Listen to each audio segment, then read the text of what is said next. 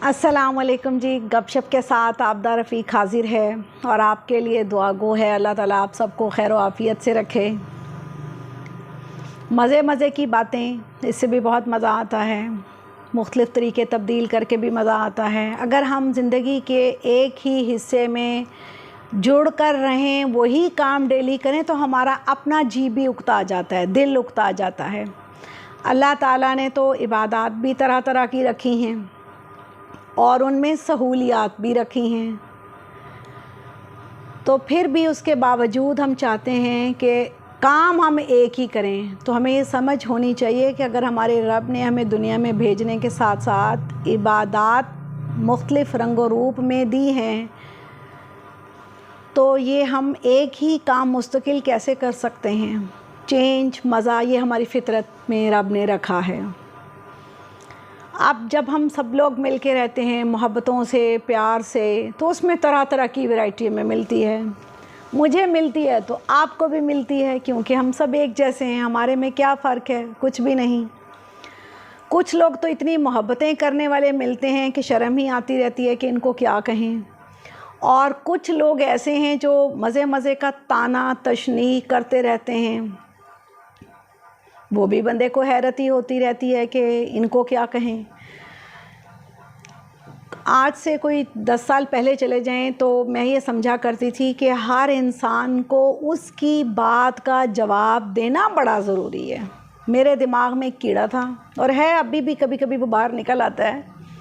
उसको मैंने समझाया है और मुझे ये तजर्बा हुआ कि जो कोई हमें बात करता है, एक तो वो जानबूझ के करता है मज़ा लेने के लिए। उसको मज़ा आता है ना, क्योंकि उसको हमारे साथ मुकाबला है, एहसास कमतरी है, तो वो कोई ना कोई ताना तशनी शरारत करेगा हमारे साथ। और फिर जब हम जवाबी कार्रवाई करेंगे तो वो एंजॉय करेगा, मज़ा करेगा। तो ये मुझे बहुत ही उम्र गुजार के ये बात समझ लगी। तो मैं अब कोशिश करती हूँ कि कोई मुझे ताना तशनी शरारत, जिसको कहना गल लाग कहनी, तो वो मैं उसको इग्नोर करूं, क्योंकि मेरा उससे कोई मुकाबला नहीं। उस रब का बहुत शुक्र है जिसने मुझे बहुत कुछ दिया है और इस दुनिया में अशरफुल मखलूक़ात बनाकर भेजा है। भेजा तो उसे भी है, लेकिन उसकी सोचें जो हैं वो दूसरे तरह की हैं। वो एक गाय वाली स्टोरी है जो कभी सुनी होगी कि कुत्ते ने उसके साथ जो सलूक किया था कि ना खाए और ना खाने दे। तो ऐसे लोगों की बातों का नाराज़ या परेशान होना एक गलत कदम है, और ये उस सब तबके के लिए है जो मेरे से छोटी उम्र के जवान लोग हैं। उसमें ना बड़ा जज्बा होता है कि जवाब देता तो लाग पता गया होने कह के वेखे। तो हमें उनकी बातों को इग्नोर करना है। अपनी ज़िंदगी को हम खुद अजीरन बना लेते हैं दूसरों को अहमियत दे देकर। भाई हमारे पास इतना टाइम कहाँ है कि हम दूसरे की बात को इतना वज़न दें कि वो हमारी ज़िंदगी, हमारा दिल दिमाग ख़राब करे। हमारे पास अपनी एक ज़ाती लाइफ है, तो हम उसे इग्नोर कर कर अपनी ज़ाती लाइफ को इंजॉयबल बनाएं। उसको उन कपड़ों की तरह ट्रंक में डाल दें जो हम पहनते नहीं हैं कि फिर कहीं पहनेंगे। पहनते हम उनको नहीं है, मैंने कल जैसा कि बात की थी। तो ऐसे इंसानों की बातों को भी हम ट्रंकों में बंद करके ताले लगा दें, हमें नहीं बाहर निकालना। और ऐसे लोग कदम कदम पर हैं। और एक फ्रेंड्स होते हैं, रिलेटिव्स, तरह तरह की वैरायटी है ना जिसमें हमारे इर्द गिर्द लोग होते हैं। उनमें कुछ लोग हमसे नाराज़ हो जाते हैं। हम मिलने भी जाएं या बात भी करें तो वो दूसरों को दिखा दिखा कर मुँह सुजाते हैं, नाराज़ होते हैं, मुँह फुलाते हैं। तो ऐसे लोगों पे भी परेशान नहीं होना चाहिए, बल्कि अल्लाह का शुक्र अदा करना चाहिए कि अल्लाह ताला ने ख़ुद ही इनको हमसे परे कर दिया है। हमें दिल से नाराज़ नहीं होना और उसको मनाने या परेशान होने की उससे हमें ज़रूरत नहीं है। इससे भी हमारी ज़िंदगी में एंजॉय होता है। हमारे हर एक के पास, ये नहीं कि मेरे पास, आप सबके पास बहुत काम होता है ज़िंदगी में। सुबह से असर तक, दोपहर तक बहुत काम होता है, लेकिन पता नहीं हम फजूल बातों के लिए भी बहुत वक्त निकालते हैं। इस सारी स्टोरी का मतलब ये है कि कहीं ना कहीं हम गैर ज़रूरी लोगों की गैर ज़रूरी बातों को खामख्वाह अहमियत देते हैं और उनको समझते हैं कि भाई वो उन्होंने कही तो भाई ये बात क्यों कह दी, हमें क्या, उनका ख्याल, उनका दिमाग, हमें इससे कोई गर्ज नहीं। हमें अपनी ज़ात पर तवज्जो देनी है, अपने बच्चों पर तवज्जो देनी है, अपने शौहर पर तवज्जो देनी है। मैं अक्सर ज़िक्र करती हूँ कि इम्तिहान में पास सारी क्लास होती है, फ़र्स्ट एक आता है क्योंकि उसने सारा साल मेहनत की है। तो मेरी आप सब बेटियों बहनों से, फ्रेंड्स से, सब से ये गुजारिश है कि हम भी ईदों के कपड़े सारा साल, ये नहीं कि शौहर से लड़ाई ही करते रहें, ऐसी बात नहीं है, लेकिन कहने का मकसद ये है कि हम सारा साल थोड़ी थोड़ी मेहनत करें, खूबसूरत स्टिच कराएं, कभी उसका ट्राउज़र ख़रीदें, कभी कोई मैचिंग करने का काम है वो करें, तो ईद पे हम बहुत प्यारे लगेंगे।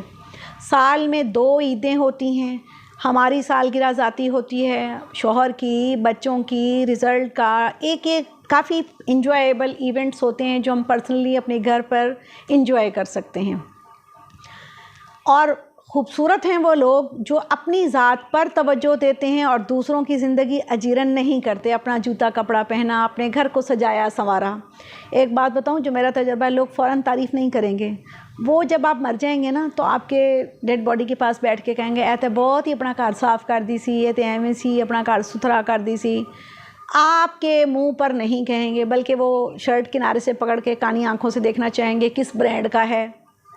तो ये ज़िंदगी है और इसमें हमने कंपटीशन नहीं लगाना, सिर्फ अपने आप में बेहतरी की सूरतें पैदा करनी हैं। लड़ाई झगड़ा भी घर में नहीं करना कि ईद का सूट अभी साल पड़ा है, नहीं, स्लो स्लो करें, थोड़ा थोड़ा करें।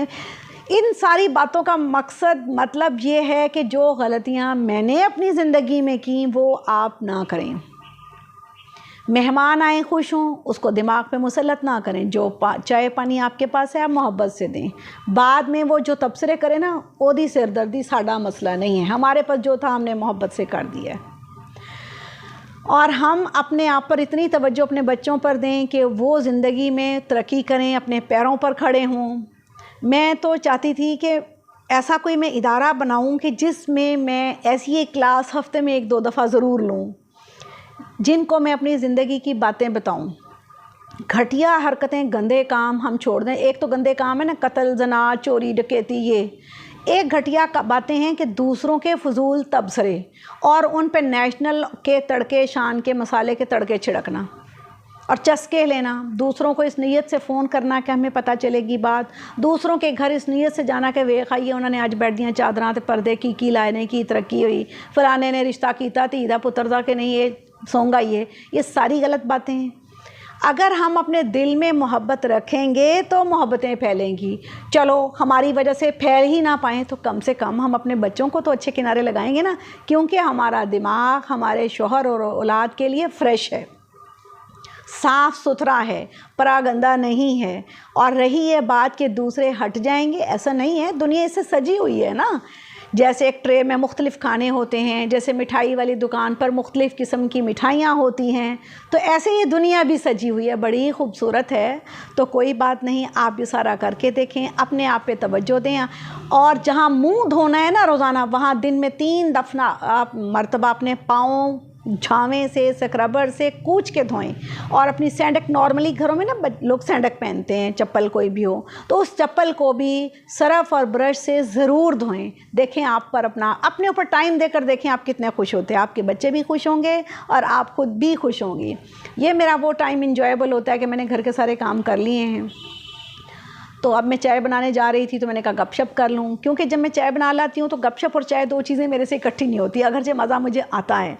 तो फिर बस अब इतनी ही बातें थी। मुझे उम्मीद है कि आपको मेरी गपशप और मशवरों से मज़ा आया होगा।